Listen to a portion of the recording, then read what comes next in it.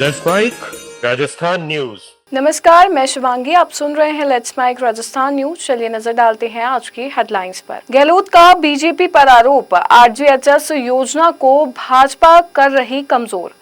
Pachpadra refinery अग्निकांड की जांच में एनआईए की एंट्री। टीकाराम जूली ने कसा बीजेपी पर तंज, कहा सरकार को सिर्फ विकास ही विकास दिखता है। पचपदरा रिफाइनरी हादसे पर सीएम भजनलाल ने मांगी रिपोर्ट।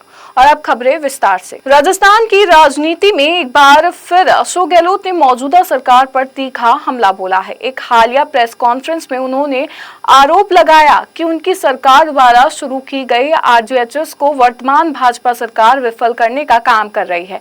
प्रेस कॉन्फ्रेंस में गहलोत ने कहा कि आरजीएचएस योजना राज्य कर्मचारियों और पेंशनर्स के लिए एक बड़ी राहत थी, लेकिन अब इसमें लगातार समस्याएं सामने आ रही है। उन्होंने दावा किया कि अस्पतालों में कैशलेस इलाज में दिक्कतें आ रही है और कई निजी अस्पताल योजना के तहत मरीजों को भर्ती करने में हिचकिचा रहे हैं। मैं दो बातें कहना चाहूँगा। एक आरजीएचएस पूरा पेंशनर समाज, चाहे वो रिटायर्ड हो गए हो या सर्विंग हो, एमएलए एमपी, पत्रकार के अलावा जो नौकरी वाले सर्विस वाले लोग सभी दुखी है। जो जिस आरजीएचएस को उन्हें बनाया उद्देश्य से उसको विफल कर रहे हैं लोग अपनी लापरवाही से। अगर मान लो कहीं बेईमानी हो गई है, आप कड़ी कार्रवाई करो, कौन मना करता आप? पर मान लो कुछ लोगों ने बेईमानी कर दी, थोड़े पूरी स्कीम को बर्बाद कर दो। 1000 करोड़ रुपये बाकी हो गए दवाइयों के, मेडिकल शॉप्स के, दवाई दुकानों के, दवाई देना बंद कर दिया। प्राइवेट हॉस्पिटल ने इलाज करना बंद कर दिया है। ये जो स्थिति बनी है वो भी बहुत खतरनाक है। पचपदरा रिफाइनरी में हाल ही में हुए अग्निकांड की जांच के लिए एनआईए की टीम मौके पर पहुंची है। टीम ने घटनास्थल का निरीक्षण कर तकनीकी पहलुओं की जानकारी जुटाई और संबंधित अधिकारियों से पूछताछ की। जानकारी के अनुसार रिफाइनरी की एक यूनिट में आग लगने की घटना के बाद सुरक्षा और संभावित कारणों की गहन जांच की जा रही है। एनआईए की टीम ने घटनास्थल से साक्ष्य एकत्रित किए और सिस्टम व सुरक्षा व्यवस्था की भी समीक्षा की। प्रशासन और सुरक्षा एजेंसियां मामले की हर एंगल से जांच कर रही है, जबकि रिफाइनरी प्रबंधन से भी विस्तृत रिपोर्ट मांगी गई है।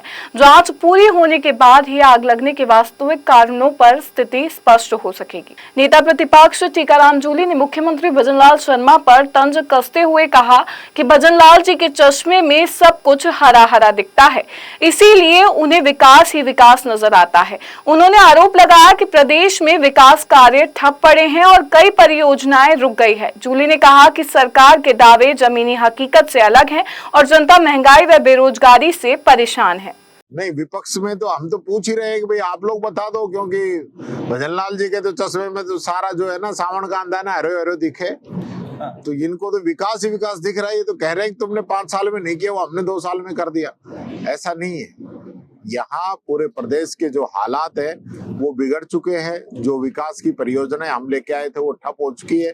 और मोदी जी जो वादे करके गए थे ईआरसीपी को राष्ट्रीय परियोजना बनाने का, डीजल पेट्रोल के हरियाणा के बराबर करने का, किसानों को 12,000 किसान सम्मान निधि देने का, भ्रष्टाचार और आतंकवाद को खत्म करने का, कोई वादा पूरा नहीं हुआ। आज जो है बेरोजगारी बढ़ती जा रही है, मजदूरों के साथ अन्याय हो रहा है। पूरे देश के अंदर न्यूनतम मजदूरी नहीं बढ़ाई जा रही है।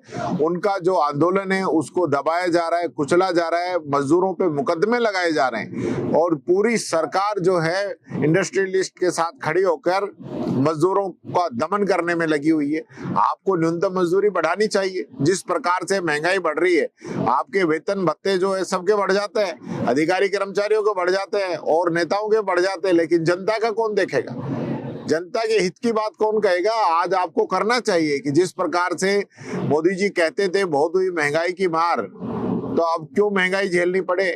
गैस तक लोगों को मिल नहीं पा रही है, लाइनों में लगना पड़ रहा है। और मजदूरों को तो जो बेचारे बाहर के आ रहे थे वो सिलेंडर से काम चला लेते थे, आज तो उनको 200 रुपए, 300 रुपए, 400 रुपए किलो गैस लेनी पड़ रही है। और ये बहुत बड़ी बड़ी बातें कर रहे हैं कि कोई भी कहीं काला बाजारी नहीं है।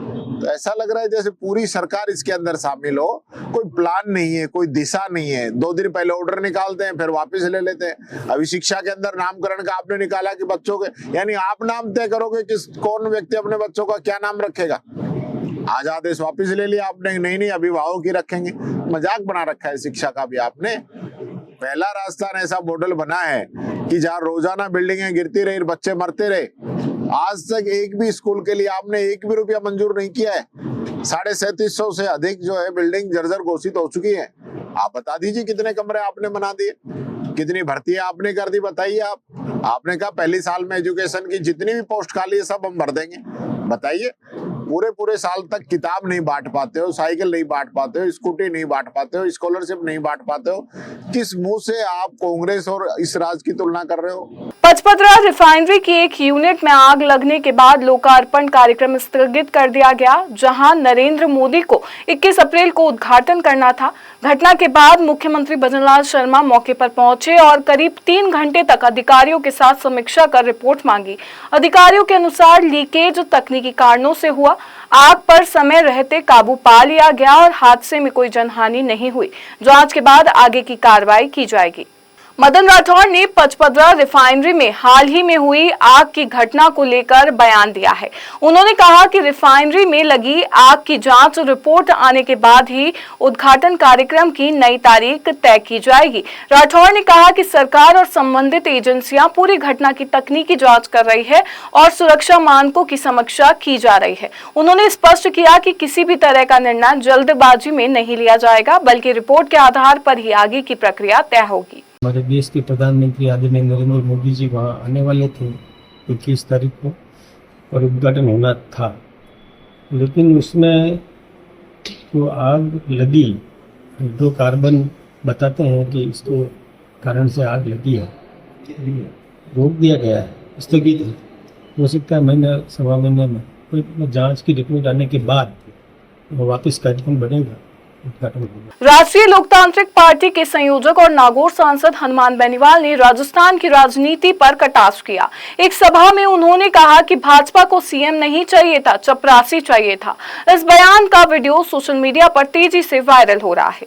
जहाँ भजनलाल घेवर लेके आ, अभी लाया हुक्म घेवर, जा तू जयपुरी रजाएं लेके आ, अभी हुक्म लाया जयपुरी रजाएं, जा तो आप धूप में खड़ा हो जा, हुक्म मैं धूप में खड़ा हो गया मेरे आका। ऐसे लोग चाहिए उनको, सीएम थोड़ी चाहिए, चपरासी चाहिए। चपरासी मिल गया उनको राजस्थान के अंदर। बारा के छिपा बदौड़ क्षेत्र से लिव इन रिलेशनशिप का एक अनोखा मामला सामने आया है, जहां 2 बालिग युवतियों विनीता कुमारी और प्रियंका प्रजापति ने आपसी सहमति के साथ रहने का इकरारनामा तैयार किया है। दस्तावेज में दोनों ने स्पष्ट किया है कि बिना किसी दबाव के स्वेच्छा से लिव इन रिलेशनशिप में रह रही हैं और यह विवाह नहीं है, बल्कि केवल साथ रहने का निर्णय है। हालांकि इकरारनामे में कुछ तकनीकी त्रुटियां और जन्म तिथि संबंधी गड़बड़ियां सामने आई है, जिन्हें सुधारने की बात कही जा रही है। खाटू श्याम जी मंदिर क्षेत्र में पुलिस कर्मियों और श्रद्धालुओं के बीच मारपीट की घटना सामने आई है, जिसका वीडियो सोशल मीडिया पर वायरल हो रहा है। बताया जा रहा है कि ट्रैफिक पुलिस ने प्रतिबंधित रास्ते से जाने से रोका, जिस पर बहस शुरू होकर हाथापाई में बदल गई। घटना के दौरान एक महिला श्रद्धालु पुलिसकर्मी से उलझती और मारपीट करती नजर आई।